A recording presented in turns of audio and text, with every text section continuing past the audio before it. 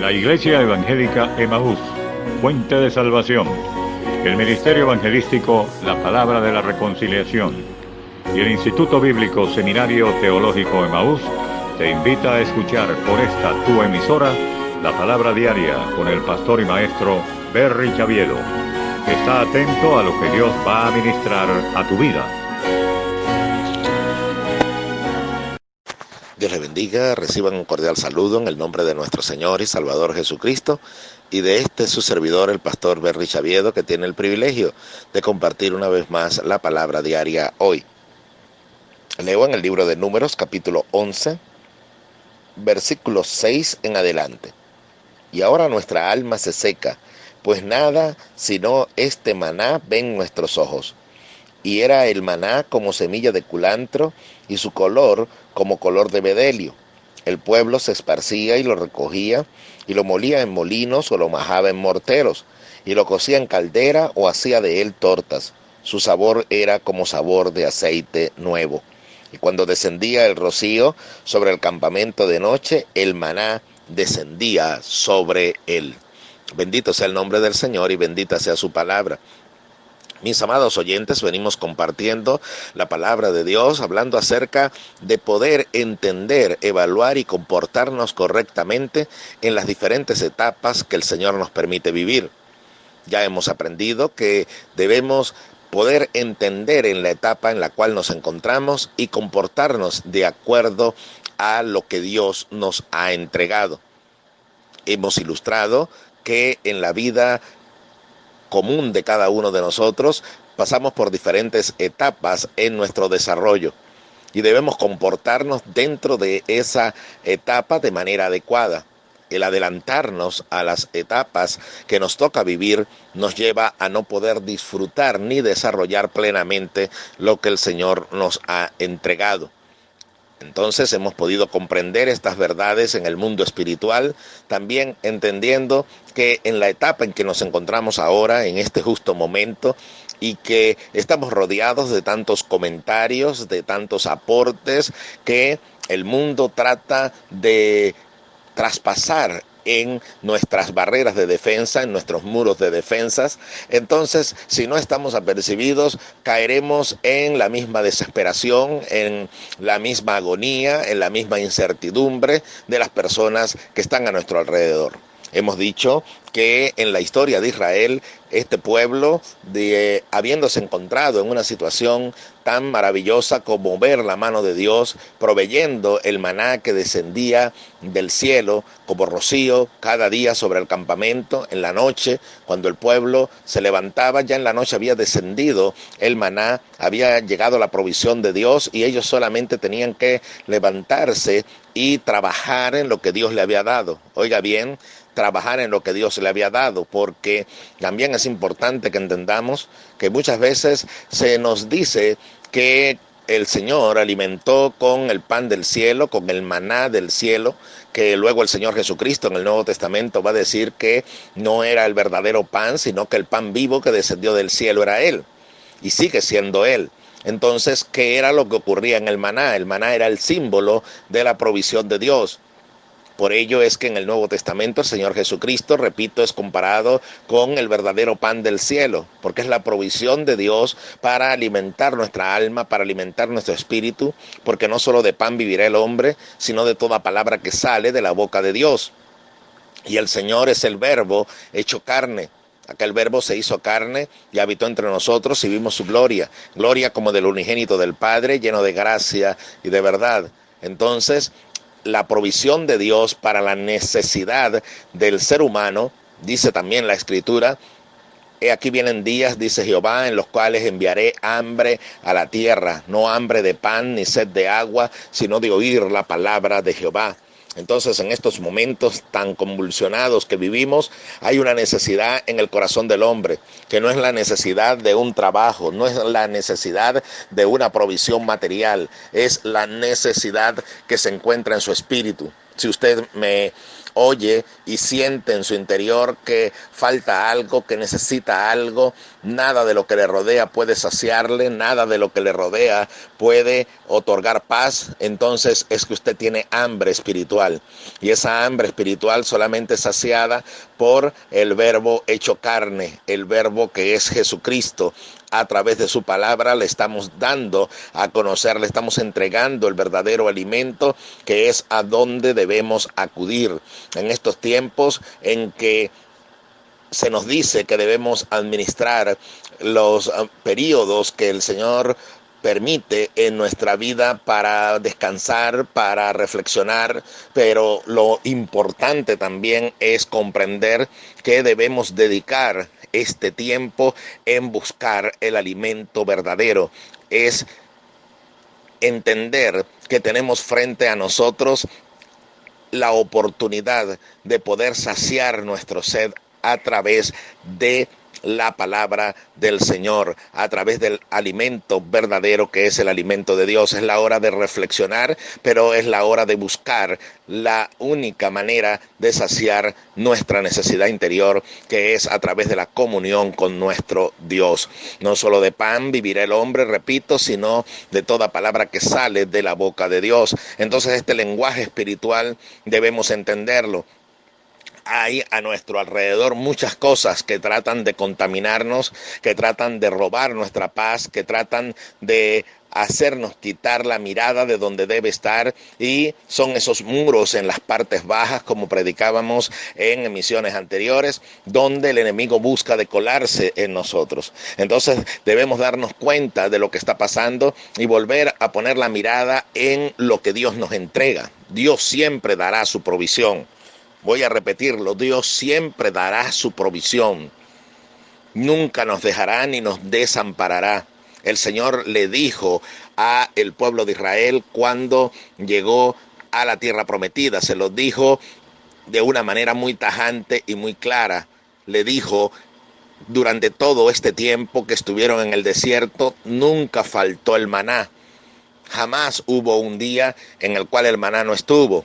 No tuvieron que ir a buscar alimentos desesperadamente en otro lado porque el Señor hubiese fallado en darles la provisión. Solamente faltaba el día de reposo donde Dios no enviaba la provisión porque el día anterior ya había dado el doble de la provisión para que ellos guardasen para ese día y no tuviesen que salir a recogerlo. Entonces Dios nunca falló. Y eso nosotros debemos entenderlo, es la fidelidad de Dios. Dios es el mismo ayer, hoy y por siempre. Dios en su fidelidad seguirá entregando la provisión para cada uno de nosotros conforme a la necesidad. Ahora esa provisión no era un pan literal que aparecía en el campo, no. Dice la Biblia acá, la descripción del maná, que era como la semilla de culantro, era algo similar a hojuelas de trigo que se esparcían por todo el campamento. Dice que ellos lo recogían y entonces lo molían, lo trabajaban en morteros, hacían de ello harina y con ello fabricaban el pan. Entonces esa es la enseñanza central que queremos compartir hoy. Es que Dios nos ha entregado su provisión siempre, oiga, siempre, nunca ha fallado. Lo que ocurre es que fíjese que este pueblo dice algo que nos llama la atención y decimos siempre que cada palabra que aparece en las Sagradas Escrituras es la palabra justa que nosotros debemos recibir. Dice, y ahora nuestra alma se seca, pues nada sino este maná ven nuestros ojos. Oiga eso, allí hay algo glorioso. Sino este maná ven nuestros ojos. Ellos veían el maná primero antes de poder trabajarlo, antes de poder producir de él la harina que el Señor les estaba entregando para fabricar el pan. Pero primero, antes de nosotros poder trabajar en algo que el Señor nos ha entregado, primeramente tenemos que verlo. Y por eso es que nos quejamos, y por eso es que murmuramos. Y es por eso que también desagrada nuestra vida a Dios en nuestra conducta en muchas oportunidades. ¿Por qué? Porque es que no logramos percibir lo que el Señor nos ha entregado, no logramos verlo. Nuestros ojos espirituales están tan cerrados que no podemos ver lo que el Señor nos ha dado. Entonces, lo que el Señor nos entrega, más bien nos quejamos de ello. Por ello nos quejamos en nuestro hogar, por ello nos quejamos de nuestros hijos, por ello nos quejamos de nuestro matrimonio, por ello nos quejamos de nuestra congregación, por ello nos quejamos de nuestro país, por ello nos quejamos de nuestra existencia, porque vemos incorrectamente. Estamos menospreciando lo que tenemos enfrente y no nos damos cuenta que es la materia prima, es el potencial, que si lo sabemos trabajar bajo la sabiduría de Dios, entonces podemos desarrollar de ello una gran bendición que será dulce como el maná a nuestro paladar. Será exquisito y entonces podremos deleitarnos en el Señor y en lo que Él nos ha entregado. ¿Por qué se amarga nuestra alma? ¿Por qué se amarga nuestro ser? Porque no podemos ver lo que el Señor nos ha entregado. No nos damos cuenta que hay allí un potencial maravilloso. No nos damos cuenta que ese carácter de nuestros hijos, que no era el que nosotros tal vez quisiéramos que tuviesen, sin embargo, es el carácter que puede ser trabajado con sabiduría de Dios para sacar de ellos instrumentos valiosos de bendición y poder entregar buenas cuentas al Señor con el hogar y la familia que nos ha entregado. No nos damos cuenta que nuestro cónyuge tiene virtudes maravillosas que solamente necesitan ser trabajadas, pero como nos fijamos más bien es en sus defectos, en sus desvirtudes, entonces lo que hacemos es quejarnos y lamentarnos y vivir frustrados y amargados. Es por ello que vemos en el país solamente lo negativo, y aunque haya un 99,9% de cosas que vemos mal, siempre habrá un 0,01% por lo menos que podamos valorar y decir: hay todavía por qué luchar en esta nación, hay todavía por qué luchar en este país, porque aunque haya muchas sombras, sin embargo, hay una luz encendida que puede esparcir a todas las sombras, porque la luz en medio de las tinieblas resplandece y las tinieblas no prevalecen contra ella. Entonces usted no vivirá frustrado que aquí no hay nada que hacer, porque por lo menos puede trabajar con la mínima cantidad posible. ¿O es que acaso Dios no hizo lo mismo con usted y conmigo? Que aunque teníamos muchas cosas negativas en nuestra vida y que todavía hay cosas que son necesarias pulir y trabajar en nosotros, sin embargo el Señor tomó esa pequeña semilla de fe que colocó Él mismo en nosotros, porque por gracia somos salvos por medio de la fe, y esto no de nosotros, pues es un don de Dios, no por obras para que nadie se gloríe. Quiere decir que si usted entiende, cuando usted creyó en el Señor y yo creí en el Señor, fue Él el que colocó esa fe en mí para que yo creyese en Él. Por eso es que no puedo gloriarme de nada, porque todo lo que tengo proviene de Él. Entonces, si Dios pudo trabajar en ese mínimo grado de fe que yo tenía para que pudiese yo también creer en Él, y si usted entiende este lenguaje espiritual, entonces es porque usted también puede entender lo que le estoy queriendo transmitir de parte de Dios. Siempre, siempre, siempre hay algo con lo que podemos trabajar. Solamente debemos pedirle al Señor la sabiduría para ello.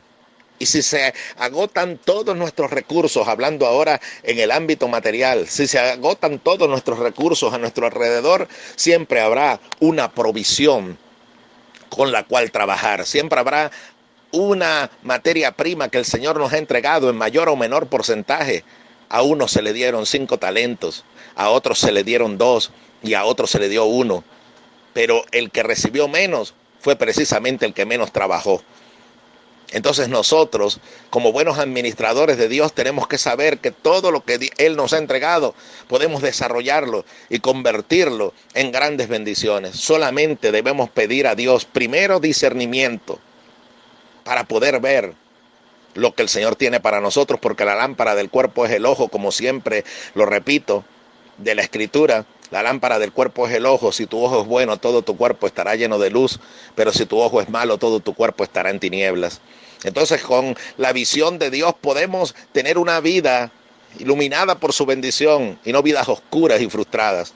Pero luego de ello necesito sabiduría para poder desarrollar, administrar bien y trabajar lo que Él me ha entregado, sea mi familia, sea mi comportamiento en la sociedad, sea mi comportamiento dentro de la congregación, sea mi relación con los demás, porque siempre a la persona que veamos que tiene todo lo malo, Dios siempre va a ver en él lo que todavía puede trabajar. Así nosotros también debemos ver a todos los que nos rodean y nuestras relaciones aún con los hermanos que consideramos que tienen fallas y desvirtudes, también aprendamos a ver las cosas buenas que Dios ha colocado allí y que se pueden trabajar. La Biblia dice que si alguno es falta de sabiduría, pídala a Dios, el cual da a todos abundantemente y sin reproche, y le va a ser dada. Entonces, si nos falta la sabiduría para trabajar en lo que Dios nos ha entregado, y por ello es que tenemos tantos problemas en nuestro matrimonio, y por ello es que tenemos tantos problemas en nuestra conducta y relación con los demás. Es por ello que tenemos tantas quejas en cuanto a lo que vivimos actualmente, que estemos viviendo cosas negativas. Por supuesto que es verdad, pero también es verdad que Dios sigue estando presente. También es verdad que siempre hay un remanente en el cual Dios trabaja y con el cual podemos trabajar. Repito, debemos pedir a Dios sabiduría, y dice la Biblia que nos será dada, el cual da a todos abundantemente y sin reproche, y le será dada. Es una promesa. Pidamos pues a Dios sabiduría para trabajar lo que Él nos ha entregado. Y permítame concluir esta nota ilustrando con una historia del Antiguo Testamento. Es que el Antiguo Testamento es la sombra del Nuevo, es decir, es el reflejo de lo que Dios quería revelar en el Nuevo Testamento, en la gracia. Ahora sucede que el Antiguo Testamento contiene entonces historias ilustradas maravillosas que luego tienen su cumplimiento o total revelación en el Nuevo Testamento. Y sucede que está la historia de un profeta llamado Elías, y siempre me ha llamado la atención algo tremendo, y es que allí, en el contexto de lo que Elías vivía, habían días de hambre, habían días de sequía, no llovía sobre la tierra, y aún los animales perecían por falta de alimento. Las personas desfallecían y morían por la hambruna que había venido no sobre cualquier nación, estaba también siendo afectado el pueblo de Israel, el pueblo que en el Antiguo Testamento es presentado como el pueblo de Dios. Ahora quiero que usted se fije en algo, quiero llamar su atención en algo. Mientras había hambre en la tierra, y lo había, y no se conseguía, dice la Biblia literalmente, no se conseguía ni hierba para que los animales comiesen, y el rey mandaba a sus príncipes y a sus principales hombres a que buscasen aquella parte del territorio donde todavía quedase un poco de hierba para dar de comer a las bestias que servían de transporte para que no desfalleciesen. Entonces, mientras todo esto ocurría en el territorio de Israel, debemos saber que había siempre un remanente en el cual Dios trabajaba. Oiga bien, una pequeña porción en la cual Dios estaba obrando. Acá se encontraba en su mínima expresión en la historia que relato, porque se encontraba en un hombre junto con unos profetas que estaban escondidos en cuevas. Ellos recibían un sustento de pan y agua.